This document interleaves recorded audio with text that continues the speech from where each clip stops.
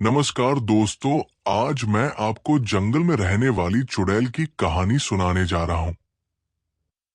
बहुत समय पहले एक घना और डरावना जंगल था जो गांव से काफी दूर था। इस जंगल के बारे में अजीब अजीब कहानियां मशहूर थी। कहते थे कि उस जंगल में एक खतरनाक चुड़ैल रहती है जो हर रात अपनी काली शक्तियों से इंसानों को नुकसान पहुंचाती है। इस जंगल में लोग कभी भी रात में जाने की हिम्मत नहीं करते थे, क्योंकि हर किसी को डर था कि कहीं वो चुड़ैल उनके रास्ते में ना आ जाए। वो चुड़ैल दिखने में बेहद डरावनी थी। उसका चेहरा मटमैला और जला हुआ था और उसके बाल ऐसे लहराते थे जैसे हवा के बिना भी वे खुद ब खुद चल रहे हों। उसकी आंखें जैसे आग की दो लपटों की तरह जलती थी और उसकी हंसी सुनकर किसी के भी रूह कांप उठती थी। एक दिन गांव में एक युवक नामक देवेश आया जो अपने माता पिता के साथ एक दूसरे गांव से नयान्या यहां रहने आया था।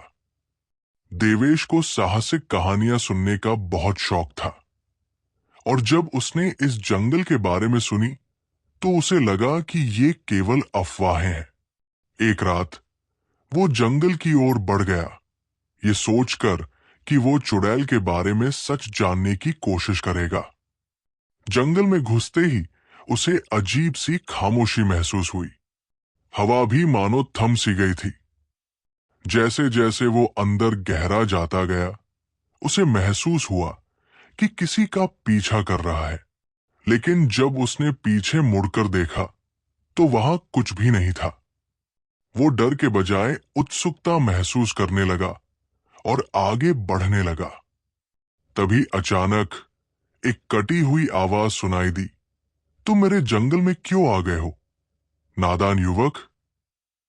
देवेश ने कांपते हुए आवाज की ओर देखा और देखा कि एक कटिफ्टी आकृति सामने खड़ी है जो उसकी आंखों में आग की तरह जलती हुई नजरें डाले हुए थी। वो चुड़ैल थी। तुम्हें पता नहीं कि जो इस जंगल में आता है वो कभी वापस नहीं जाता, चुड़ैल ने कहा और उसकी आवाज में गुस्सा था। देवेश ने डरते डरते पूछा, तुम कौन हो? क्यों लोगों को परेशान करती हो? चुड़ैल की आंखों में गुस्से का अंधेरा और भी गहरा हो गया। मैं एक समय में इस गांव की निवासी थी, लेकिन लोग मुझे धोखा देने के बाद मैंने जंगल में अपना घर बना लिया। अब मैं उस बदले की आग में जल रही हूं जो इन लोगों ने मुझे दी थी। देवेश ने समझाया कि वो किसी को नुकसान नहीं पहुंचाना चाहता, लेकिन चुड़ैल की आत्मा में इतनी घृणा और दर्द था कि उसने देवेश को अपनी जादुई शक्तियों से घेर लिया। उसकी आंखों से लाल जलते हुए रश्मियां निकलने लगी और हवा में शोर मचने लगा। देवेश को महसूस हुआ कि अब वो भाग नहीं सकता, लेकिन उसी पल उसने अपनी आंखें बंद की और पूरी ताकत से सोचने लगा। उसके अंदर एक अजीब सी शक्ति जागृत हुई और उसने पूरी तन्मयता से चुड़ैल से कहा, तुम्हारी आत्मा को शांति चाहिए, तुम्हें बदला लेने की जरूरत नहीं है। चुड़ैल की आंखें थोड़ी मंद पड़ी और उसकी शरीर में हल्की सी शांति फैलने लगी। वो कुछ देर तक चुप रही, फिर धीरे धीरे वो गायब हो गई, जैसे वो कभी यहां थी ही नहीं। अगले दिन देवेश गांव लौट आया और उसने सबको ये कहानी सुनाई। कहा जाता है कि उसके बाद उस जंगल में कोई भी चुड़ैल या भूत प्रेत नहीं दिखे, लेकिन कुछ लोग कहते हैं कि जब भी रात को जंगल के पास से कोई गुजरता है तो कभी कभी हल्की सी हंसी सुनाई देती है, मानो चुड़ैल ने फिर से जंगल में अपना घर बना लिया हो।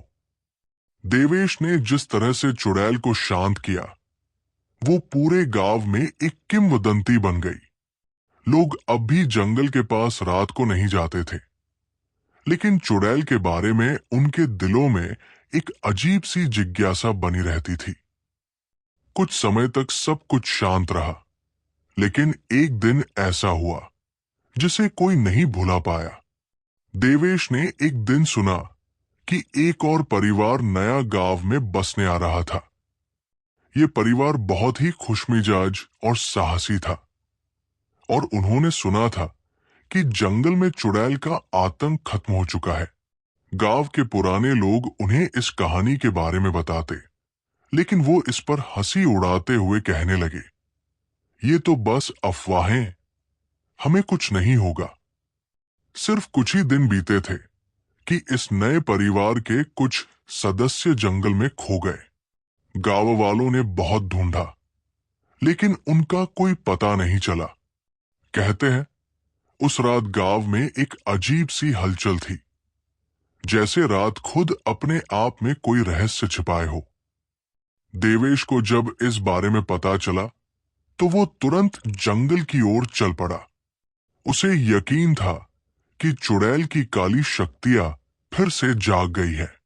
जंगल में घुसते ही देवेश को वही अजीब खामोशी महसूस हुई जैसा पहले किया था, लेकिन अब वो डर के बजाय पूरी तरह से सतर्क और तैयार था। जैसे जैसे वो गहरे जंगल में पहुंचता गया, उसकी सोच और भी स्पष्ट होती गई। उसे महसूस हुआ कि कुछ और भी हो रहा था, कुछ ऐसा जो पहले नहीं था। अचानक एक औरत की आवाज सुनाई दी, तुम फिर से आ गए देवेश, क्या तुम समझ नहीं पाए? इस जंगल में सब कुछ तुम्हारा नहीं है।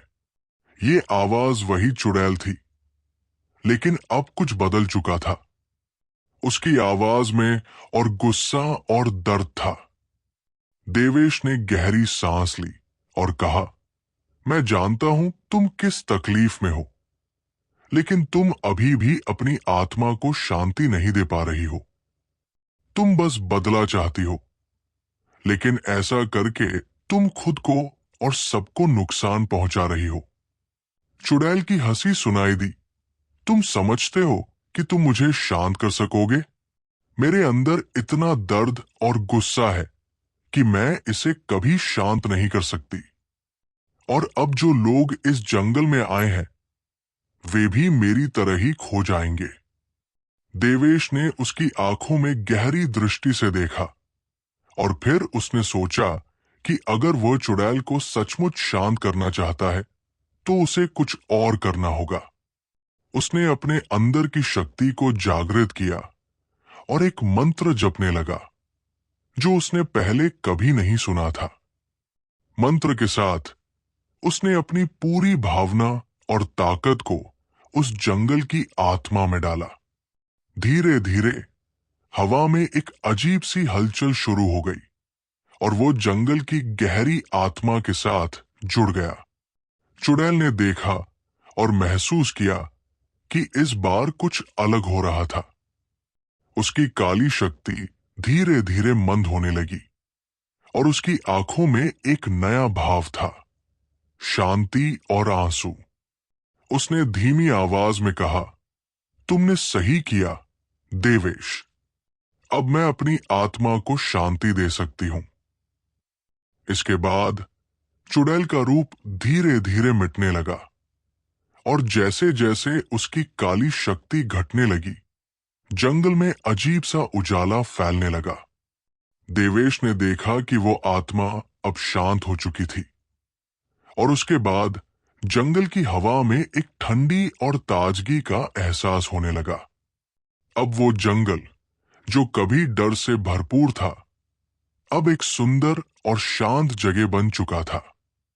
गांव में फिर से खुशियां लौट आई और कोई भी उस जंगल से डरने की बजाय वहां की शांति का अनुभव करने आने लगा। देवेश ने समझ लिया कि कुछ चीजें केवल प्यार और समझ से ही ठीक हो सकती है और बदला लेने से सिर्फ और सिर्फ दुख ही मिलता है। देवेश ने जिस तरह से जंगल की चुड़ैल को शांत किया और उसे अपने अतीत से मुक्ति दिलाई, उससे पूरे गांव में एक नया विश्वास और शांति का माहौल बना। लेकिन ये कहानी यही खत्म नहीं होती। वो बदलाव जो जंगल में हुआ था, वो केवल बाहरी था, अंदर की गहराई में कुछ और ही हो रहा था। कुछ महीने बाद गांव में एक और अजीब घटना घटी। रात के समय गांव के कुछ लोग कहते थे कि उन्होंने जंगल की ओर से अजीब सी रोशनी और आवाजें सुनी। ये बातें धीरे धीरे सबकी जुबान पर चढ़ गई। एक रात जब देवेश अपने घर में सो रहा था, तब उसे एक गहरी आवाज सुनाई दी। वो आवाज इतनी चौंकाने वाली थी कि वो तुरंत उठ बैठा। उसने महसूस किया कि वो आवाज जंगल से आ रही थी। कुछ ही समय में वो बिना किसी डर के जंगल की ओर चल पड़ा, क्योंकि अब उसे अपनी ताकत पर विश्वास था। जैसे ही वो जंगल में दाखिल हुआ, उसे महसूस हुआ कि कुछ गड़बड़ हो रहा है। जंगल की हवा भारी और घनी हो गई थी, जैसे कोई नई शक्ति उसमें प्रवेश कर गई हो। अचानक एक अजीब सी आकृति उसकी सामने उभर आई। वो चुड़ैल नहीं, बल्कि उसकी छाया थी। वो छाया अब और भी घनी, अंधेरी और खौफनाक हो चुकी थी। देवेश ने महसूस किया कि चुड़ैल की आत्मा पूरी तरह से मुक्त नहीं हुई थी। तुम यहां क्या करने आए हो? उस छाया ने गुस्से में कहा। उसकी आवाज में एक अलग ही गहराई थी, जो पहले नहीं थी। तुमने मुझे शांति देने की कोशिश की, लेकिन मैं उस शांति के योग्य नहीं थी। अब जो ताकत तुम मुझसे छीनना चाहते हो, वही ताकत मैं वापस लाऊंगी। देवेश ने उसकी तरफ बढ़ते हुए कहा, मैंने तुम्हारी मदद की थी ताकि तुम खुद को शांति दे सको, लेकिन तुमने खुद को फिर से शापित कर लिया है। तुम नहीं समझ पा रही हो कि बदला लेने से तुम खुद को ही और भी नुकसान पहुंचा रही हो। छाया ने हंसी के साथ जवाब दिया, तुम केवल एक इंसान हो देवेश। तुम नहीं समझ सकते, जब कोई आत्मा इतनी पीड़ा और घृणा से भरी हो, तो शांति के लिए संघर्ष करना असंभव होता है। देवेश ने गहरी सांस ली और फिर से वही मंत्र जपना शुरू किया, जो उसने पहले चुड़ैल को शांति देने के लिए कहा था। इस बार मंत्र के साथ उसके दिल में एक नया विश्वास था।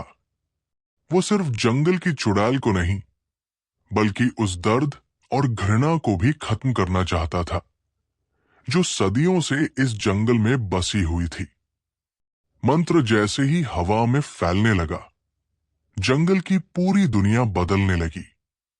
एक सर्पिल सी रोशनी ने जंगल को अपनी गिरफ्त में ले लिया। वो अंधेरी छाया धीरे धीरे बिखरने लगी और चुड़ैल का रूप फिर से धुंधला होने लगा। लेकिन इस बार उसकी आंखों में आंसू थे और उसकी पीड़ा का अंत हो रहा था। अब तुम शांति पा सकोगी, देवेश ने कहा। तुम्हें अपना भूतकाल छोड़ देना चाहिए और खुद को आगे बढ़ने का मौका देना चाहिए। उसके बाद चुड़ैल की आत्मा पूरी तरह से मुक्त हो गई। जंगल में फिर से एक नई सुबह आई। न तो डर था, न कोई शाप। उस रात के बाद कभी भी कोई अजीब घटनाएं नहीं घटीं। गांव में शांति और खुशियां फिर से लौट आई। देवेश ने यह समझ लिया कि कभी कभी किसी आत्मा को शांति देने के लिए उसे पूरी तरह से समझना और उसके दर्द को महसूस करना पड़ता है। चुड़ैल के शापित और बदले की आग को बुझाने में ही असली मुक्ति थी। और इस तरह एक छोटे से गांव ने यह सीखा कि बदला कभी शांति नहीं ला सकता। केवल समझ और प्यार ही सच्ची मुक्ति का रास्ता हो सकता है। तो दोस्तों, ये है डायन होप वाइपियो की डरावनी कहानी। वीडियो पसंद आए तो वीडियो लाइक करें और चैनल को सब्सक्राइब करें।